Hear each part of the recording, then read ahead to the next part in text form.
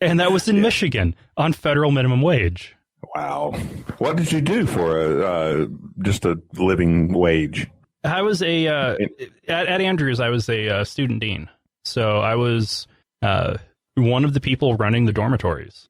So you really were all in. I mean, literally every aspect of your life was seminary. Yeah. Wow. Yeah. Wow. And so my first semester at the seminary, we had to read Ellen White's Steps to Christ. And I had read that book a few times before. It's supposed to be like the best book to bring somebody into Christianity and more specifically into Adventism, at least from the Adventist perspective. And I read through it and I was highlighting everything that didn't sit well with me.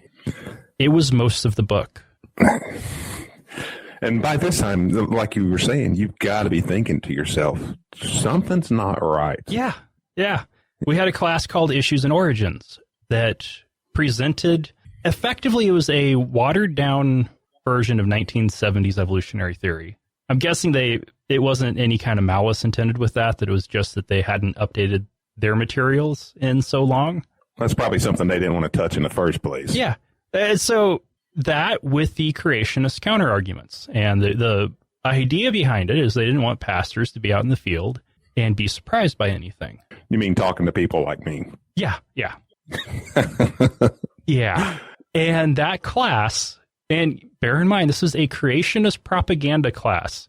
It convinced me that evolution is fact. That it's fact. It also convinced me that it is completely incompatible with the doctrine of salvation. Wait, what? That was actually an argument the professor made in class to support. That it's true, but it can't be true? Yes. I left the class. It's true, but it can't be true. Okay. Well, I don't know what I could say about that. That's different. I was really getting good at cognitive dissonance. I had reached the point of, really, you could say, varsity level cognitive dissonance. That really is, yes. That whenever you can actually imagine what that dude's like. He's professional, He's in the NFL of cognitive dissonance. If he's actually teaching a class saying that this is true, but it can't be true, and he's actually teaching it. Well, they were saying this isn't true. That evolution is false. That the science is flawed. I was more convinced of the science they presented than the arguments that it was flawed. Oh, so they weren't they weren't literally saying this is true, but it's not true. But they were presenting it as being true, or not true. Not true. But I left it convinced that it was true, but also that it can't be true. That even makes, I wasn't even there, and that makes my brain hurt. And I found a couple of professors on campus that they'd expressed that, like, telling their own stories, had hinted that they'd gone through similar doubts when they were younger. And so I sat down with a few of them, and they are very conservative Adventists, both of them that I talked to. And in both of their cases, they had, in the course of their studies, concluded that there's no way any of this can be true, but they decided on existential grounds that they wanted the lifestyle, they wanted the community, and that they would live their life as if it is true. And that's to me, that's a respectable position. If you just want to say, okay, I know that it seems like it's true, I'm just going to segregate that from my mind, and I'm just going to live like that. That's actually kind of, they're not arguing that it is, that their particular branch or whatever you want to call Adventists, they're not saying that everyone in the world has to think the way that I do. Oh, at least yes, they're being open-minded. Oh, they did? Okay, well, they weren't being open-minded then. These were PhDs, they were professors, and they were very adamant on a very specific version of Adventist theology as being correct, while simultaneously believing it's bullshit. Listeners, I'm just shaking my head. I don't know what to say. I honestly, having gone through a seminary education, gotten proper theological education, I don't know how anybody with half a brain can get through it and still be a genuine Christian on the other end. We could. I completely agree. I don't know why that's going to happen or how that could happen either. Okay, so now that I have a headache, trying to wrap my brain around that. All right, so we go through the evolution is true but can't be true because of gibbers. Because then salvation can't work, but salvation doesn't work, but it has to. And to add to all of this, I was beginning to attribute all of my doubts to Satan. Okay, so there's him. Apparently, Satan has to have, is really interested in 21, 22-year-old young man in Michigan. He wanted you so bad. Wanted to make sure that I couldn't fulfill the calling that God had for me. And what's crazy is at that time, I was more convinced that Satan existed than I was that God existed.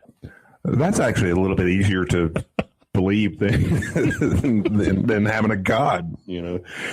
Confirmation bias by itself can make you think that there's something there's something out for you. Yeah. Sometimes there's a man. I won't say hero. Well, I won't say man either. More like a sarcastic 2-inch tall Lego minifigure bent on world domination. I'm talking about Lego Darwin. Hello, everyone, and thank you for joining me on this totally groovy day. Deadhead Animation presents the internet's #1 most trusted anthropomorphic plastic toy. I mean, some guy wrote that in a forum on the internet, so it must be true, right? Lego Darwin as Lego Darwin in Lego Darwin. They care nothing about the dangerous health effects on people living near these towers of doom. Bringing you everything you need to know about the news, politics, and the world today, all while sporting one of the damn finest beards I've ever seen. All I have to do is plug in this cable and we can send Marty back to the future. Oh. Deadhead Animation presents Lego Darwin. New episodes every week right here on Deadhead Animation. Taking the piss out of everything. So I came so close to quitting the seminary at the end of the first semester, halfway through the second semester, but would find something or talk to somebody who would convince me to stick it out a little bit longer. And so by the middle of the second semester, when I decided I was going to stick it out, I decided for the summer, I need to get out of the classroom. And so I signed up for an archaeological dig in Jordan and an evangelistic series in Mexico. The archaeological expedition to Jordan, that actually does sound like fun. I mean, I would, that's something I would actually like to do myself. So I could see that, but going on to an evangelical missionary to Mexico of all places, yeah, I'm questioning your post rationality, shall we say, or pre whatever. It was, you were weird. I needed to get out of the classroom, and I figured that I'd have enough time in Jordan to be able to work through the things that were in my head. And preaching the evangelistic series, I'd be going through the basic Adventist message. And if there was any chance of saving myself, that was the way to do it. Okay, so whenever you went to Jordan, you didn't make a side John off to Turkey to go to Mount Sinai, did you? No, I did not. Oh, okay. Sinai was actually in Egypt. Is it? Yeah, you're thinking about Ararat. Ararat. I'm sorry. Yeah. I was just, I still torture myself regularly reading the Bible, so just going over Exodus not too long ago. But no, Ararat. I'm sorry. Yeah. I did make it to Israel and to Jerusalem, and I absolutely hated that city. It was the most tense place I've ever been. I've actually heard both ways. I've got friends from Palestine. I've got friends from Israel. They say it can be in certain areas really secular. There's nightclubs, there's bars, there's good food. It's fun to hang out. And then there are other areas that are, like you said, just as tense as it can possibly be. The eastern quarter, the Arab quarter of the old city of Jerusalem, at a pizza joint on the Via Dolorosa, with thousands of Muslims heading to Friday afternoon prayers, with 2 Israeli paramilitary police leaning up against a Land Cruiser with Uzis. Yeah, I wouldn't want to be those 2 guys. that was tense.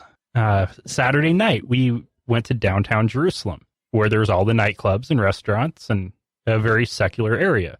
On the way back, I think it was the fourth cab we flagged down would finally take us back to our hotel in East Jerusalem, because the Israeli Jewish drivers won't drive there because they'll get their cars stoned. The Arab drivers from East Jerusalem are free to go to both sides. So you had to wait for an Arab driver. Yep, just to get back to the Holy Land Hotel. The what? It was the Holy Land Hotel that we were staying at. Okay, let's capitalize on the religion here and not blatantly do so. The Holy Land. Was it at least nice? It was okay. That's hilarious. For that, I did. Compared to Jordan, it was pretty decent. And so anyway, I finished up my time at Jordan, knowing that if I wasn't 100% convinced by the Preaching the Evangelistic series, that I was calling it quits. I had worked through my doubts to the point where I honestly did not believe any of it, but I had to give it one last shot. Yeah, so you were hoping that this would actually give you that one final shot, that, shot in the arm, that it's not Satan, it's not God, I just don't believe anymore. I either wanted to know for sure that it was that, or be convinced, or to have my faith restored. And so I got to Mexico, I had a translator, I started preaching, and by the end of my fourth sermon, I covered all the basic stuff that if you're not convinced by those four, then the remaining parts of this 22-part evangelistic series would be pointless. And I didn't believe a damn word that had come out of my mouth in all four sermons. That must have been, for you, with your background, that must have been just like almost vomit, tasting vomit the entire time that you're speaking. Yeah. That nasty flavor in the back of your mouth. I can sympathize. I can't say I know what happened to you, but at least I can say I can sympathize. And I'm sorry that you had to go through that. Yeah, that night that entire day, I was very quickly slipping into depression. I can imagine. I couldn't sleep. The thoughts I had were so dark. I had reached the point where I knew continuing to preach was going to do no one any good. It was going to make me absolutely miserable. I wouldn't convince anybody of anything. So if there was a God, I wouldn't be doing him any good. And if there's not, I'd be making myself miserable for nothing. And my roommate, who was preaching at a nearby site, he woke up, I talked to him, told him I need to quit. And we talked for about an hour and a half, and he agreed that was the right thing for me to do. We had the morning meeting with the people from all the different sites, and the person from the sponsoring organization and the seminary faculty sponsor, and listened to everybody talk about the amazing time they'd had at their sites with the first altar call of the series. 20, 30 people coming forward. I'd done a half-ass altar call and not a single person came forward, and I was glad. I would actually like to point out that your roommate seems like whomever I'm assuming that he did the right thing. Yeah. Probably helped you more than anything else. Oh, yeah. So once the meeting was done, I sat down with the two sponsors and told them flat out, I am not a Christian anymore. I cannot keep preaching. We talked for about an hour and a half, and by the end, they thanked me for my integrity and wished me the best in life. Good for them. And I honestly mean that. I don't know how you feel about it, but that's at least they're being honest and accepting that, okay, well, this one's gone. We can't do anything with this one anymore. So good on them. Yeah. And at least they talked to you. And they didn't just come out and straight out shun you. Yeah. All right, so I stayed at the same hotel. I continued to stay in the same room. And when they'd all go out to preach, I'd be headed down to the hotel zone to get drunk. That was just about what I was going to ask you. You're in the middle of Mexico. You're newly deconverted. What does Dustin do? I had grown out a beard in Jordan, and when I got to Cancun, it was just suffocating. Oh, you were in Cancun. This is in Cancun. So the spider bite was in Cancun that prompted me to start this journey. And I completed the journey in Cancun. I shaved off the beard. I got a haircut. and I had my first beer. Complete transformation. Yeah.